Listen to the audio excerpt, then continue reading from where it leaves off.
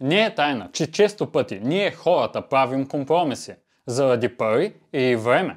Отиваме до магазина, за да купим храна. Купуваме семейна кола. Дори избираме жилища, в които живеем, с много компромиси, съобразявайки се с бюджета, който имаме. Същата концепция може да открием и в много аспекти на живота си. Дори когато гледате любимия си български научен канал. Отново компромиси.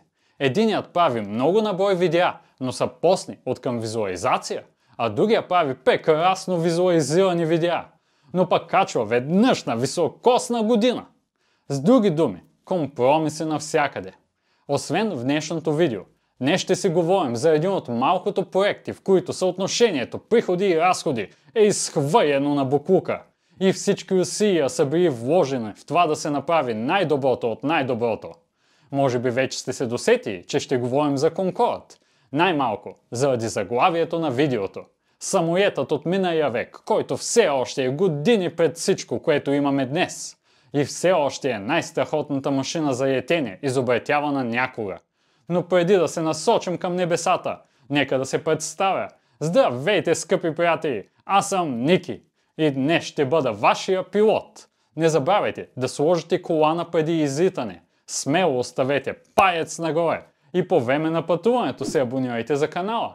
А когато епизодът е към края си и кацнем успешно, да споделите колко сте доволни от видеото в социалните мрежи. Да излитаме!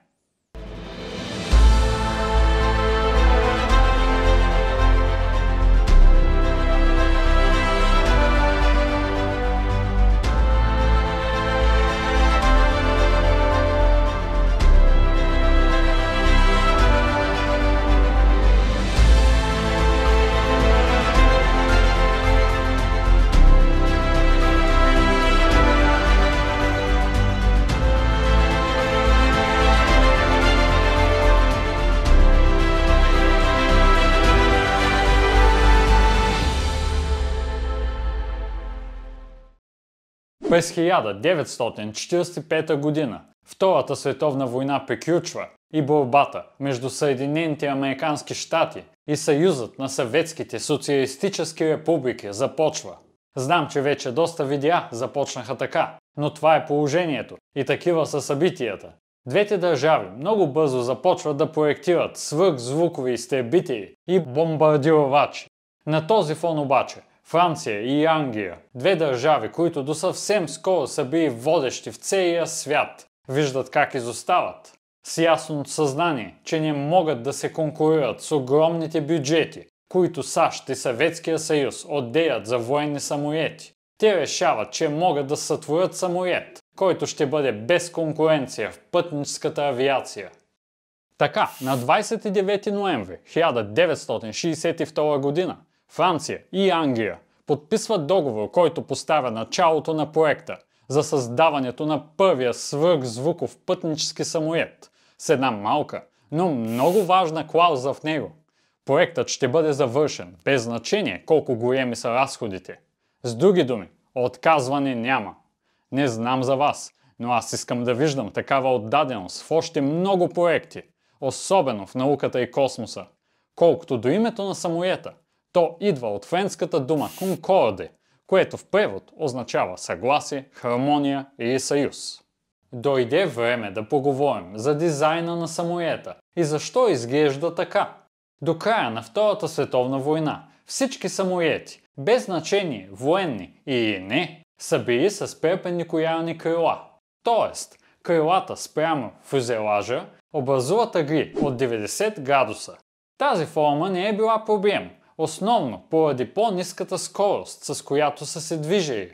Но с навлизането в ерата на реактивните двигатели и свръхзвуковите скорости, това трябвало да се промени. И така, за да могат да проектират самолета спрямо иновациите от 50 години, инженерите трябвало да измислят такава форма на фюзелажа и крилата, че да издържат огромното натоварване вследствие на високата скорост. Задача почти невъзможна за изпълнение. За да успеят да проектират дизайна на Конкорд, инженерите се обръщат към експерименталните военни самолети, като например английският Bristol 221, при който се забелязва сходен механизъм за наклон на пилотската кабина, който ще се използва и при Конкорд за по-добра видимост при кацане и излитане. Вторият самолет, който е бил използван за вдъхновение, е бомбардировачът TSR-2, който е с по-ранна версия на двигателите, които Конкорд ще използва.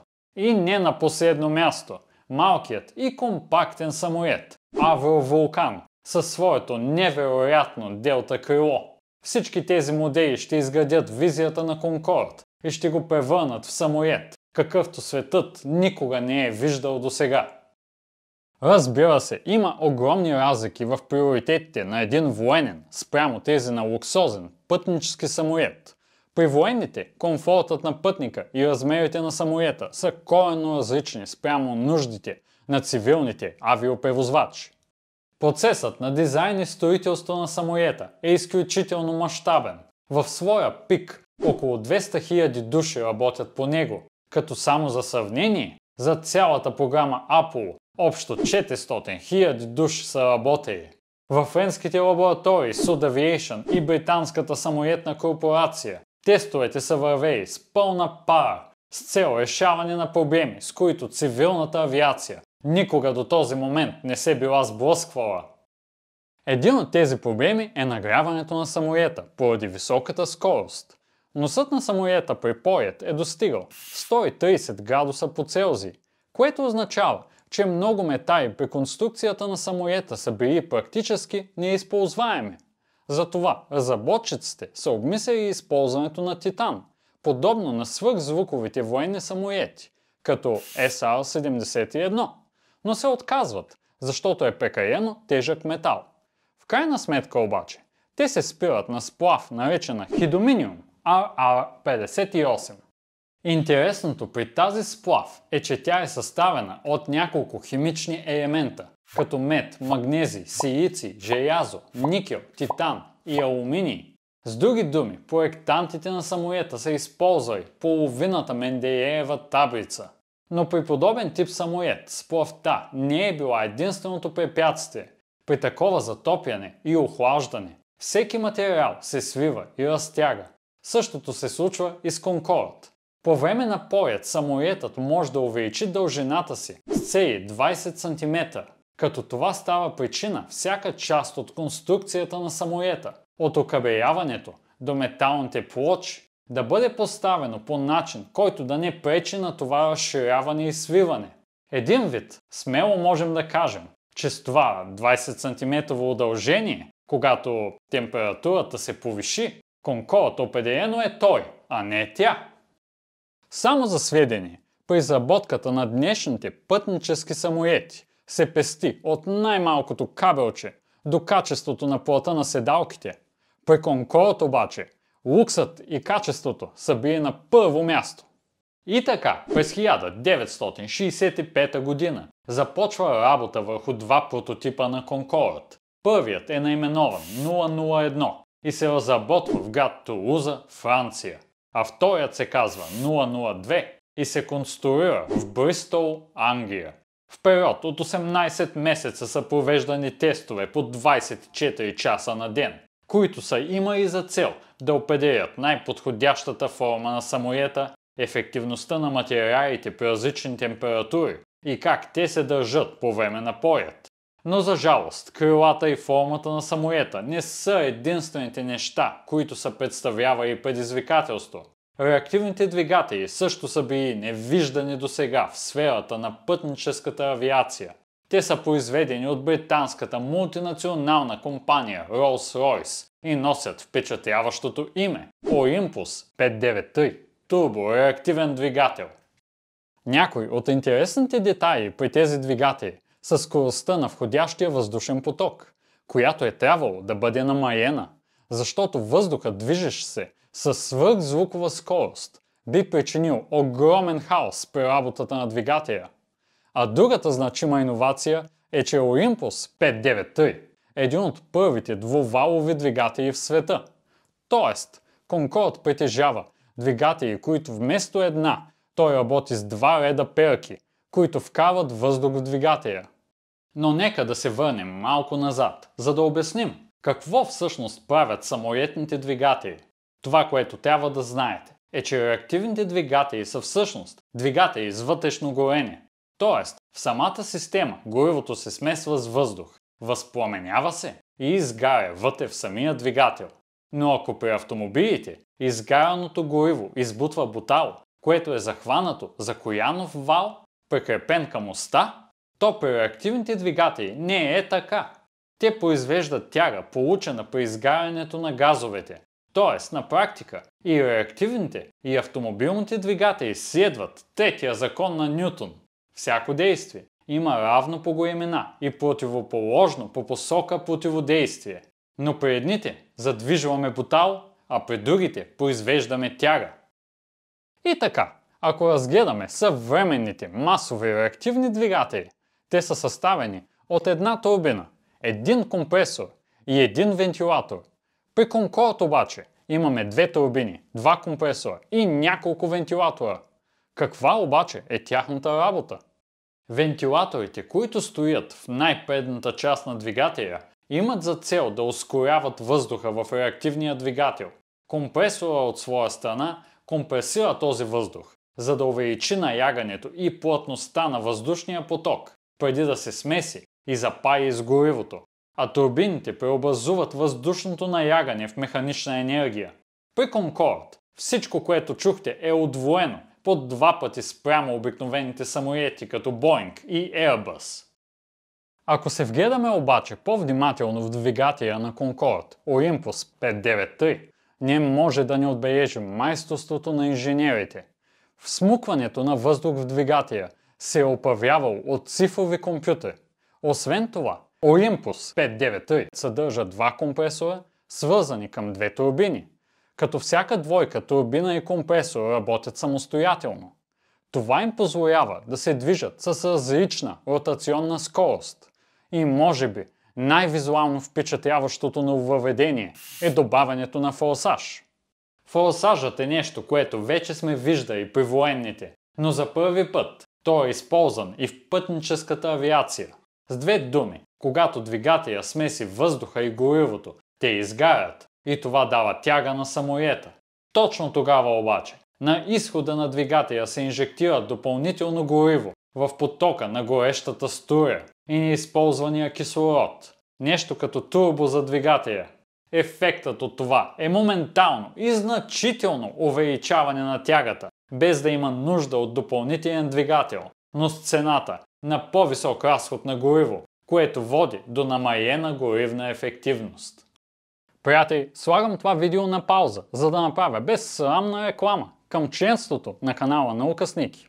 Ако искате да гледате видеята ни преди всички останали, както нашите членове гледаха видеото за Чернобил преди всички, можете да се абонирате за канала. Членството започва от 1 евче на месец. Разбира се, ако пожелаете, има и по-високи нива. Благодаря ви предварително. Сега нека да продължим. И така, въпреки огромните разходи за създаването си от 2,8 милиарда долара, на 2 март 1969 година Concorde прави първия си полет и се превръща в истинска сензация. На всяко летище, където кацне, се събират тълпи от хора, за да зърнат футуристичния самолет. Но този самолет съвсем не се е разминал с конкуренцията. Някъде в този период САЩ и Русия не са били щастливи от факта, че някой се опитва да ги задмине. Но докато те построят своите свръхзвукови самолети, Боинг се появява около месец преди Concorde с първия полет на 9 февруари 1969 година, превръщайки се в истински противник на френско-британската свръхзвукова машина. Така Concorde и Boeing 747-100 като набори започват да си мерят абсолютно всичко. Ако сравним двата самолета, ще видим много ясно слабите места в двете машини. Защо единият е по-добър от към време, а другият от към цена на билета. И защо Concorde е бил обречен още от самото си създаване. За да разберем това, ще използваме данни от 70-те години, когато конкуренцията е била унищожителна. Boeing 747-100 е имал крайцерска скорост от Мах 0,84 или около 900 км в час. Можел е да измине разстоянието Лондон-Ню Йорк за 7-8 часа. Вместимостта е била 360 пътника, а цената за подобен полет е около $550. От друга страна, Конкорд бил със следните характеристики: крайцерска скорост от Мах 2,04 и общо 2158 км в час. Можел е да измине разстоянието Лондон-Ню Йорк за 2 часа и 53 минути. То едва имаш време да си допиеш френското шампанско и вече си стигнал. Вместимостта е била 128 пътника, а цената на билета е била $1100. Както добре виждате, Боинг може и да е бил по-бавен, но вместимостта и цената на билета побеждават Конкорд. В началото Боинг може и да изглеждало, че губи над преварата, особено когато конкурентът му е можел да отиде, да се върне и да тръгне отново от първоначалната си дестинация. Но в крайна сметка, цената си казва думата. В единият случай банковата ви сметка ще уекне с няколко стотин долара, а в другия с малко над $1000. Тоест, може да е бавно, евтино, тясно и храната да е гадна, но ще стигнем до дестинацията все някога. Не се съмнявам, че предварително се бяхте досетили кой самолет лети в небето и кой докосна слънцето и падна на земята. Най-малкото, защото Конкорд вече не лети. В крайна сметка, спечели варианта, който е по-добро съотношение цена-качество. Абсолютна истина е, че Боинг създават един чудесен самолет, а именно 747, който много добре оптимизира съществуващата вече технология в пътническата авиация и прави полетите по-достъпни от всякога. Въпреки това, смятам, че всички ще се съгласим, че Конкорд е самолета, който внесе в пъти повече иновации и даде възможност на цивилни пътници да пътуват със свръхзвукови скорости. Дори ще кажа, че съм искрено тъжен, че Конкорд, който беше по-големия инженерен подвиг, не успя да победи. Но не само скоростта прави Конкорд толкова специален самолет. Хората, закупили самолетен билет за $1100, могат да опитат хубаво френско вино и да ядат луксозно ястие на надморска височина от 11 000 метра. Могат да изпитат преминаването на звуковата бариера и да се похвалят, че са изживели онова, което само астронавтите и пилотите на изтребители са имали честа да изпитат. По мое мнение, си е струвало цената от $1100. След като станало ясно, че Боинг ги изпреварва, английското и френското правителство отчаяно започват да търсят начин, с който да спасят своя почти съвършен проект. За жалост обаче претърпяват неуспех. След 1979 година и революцията в Иран, при която управляващата династия бива свалена от власт, цените на петрола започват все повече да се вдигат, което поставя огромна тежест върху бързия, харчещ много гориво самолет. Друг непреодолим проблем е шумът, който се предизвиква при преминаването на звуковата бариера. Този огромен шум довел до недоволство на много хора, особено тези, които живеели около летищата. В същото време започнали да се появяват обществени настроения за намаляване на въглеродните емисии. Тези две обстоятелства ограничават Конкорд само до презокеански полети. Тоест, самолетът може да лети през океана, но не и в градовете. Така голяма част от американския пазар останал само и единствено за Боинг. Бавната смърт на този прекрасен самолет вече е била ясна, но все още е имало малка надежда да се спаси, поне докато не е бил забит и последния пирон в ковчега. Както всеки самолет, и Конкорд е страдал от леки проблеми, било то да спука гума при излитане, турбуленция и прочие. Но въпреки това, самолетът винаги е успявал да кацне, поне до 25 юли 2000 година, когато Конкорд, собственост на френските авиолинии, заема своята позиция на пистата и се подготвя да излети от летището в Париж. Съвсем обикновен ден, който не е подсказал с нищо трагедията, която щяла да се случи. В процеса на излитане и ускоряване, малко след преминаването на скоростта, наречена V1, от която няма връщане и полетът не може да бъде прекратен, независимо какво се случва. Самолетът спуква гума. Причината за инцидента е повече от смущаваща, защото освен че показва недостатъците на американската авиация, но и става причина 109 души на борда и 4 на земята да загубят живота си. Днес, в 21 век, научихме своите уроци, но това дойде на висока цена.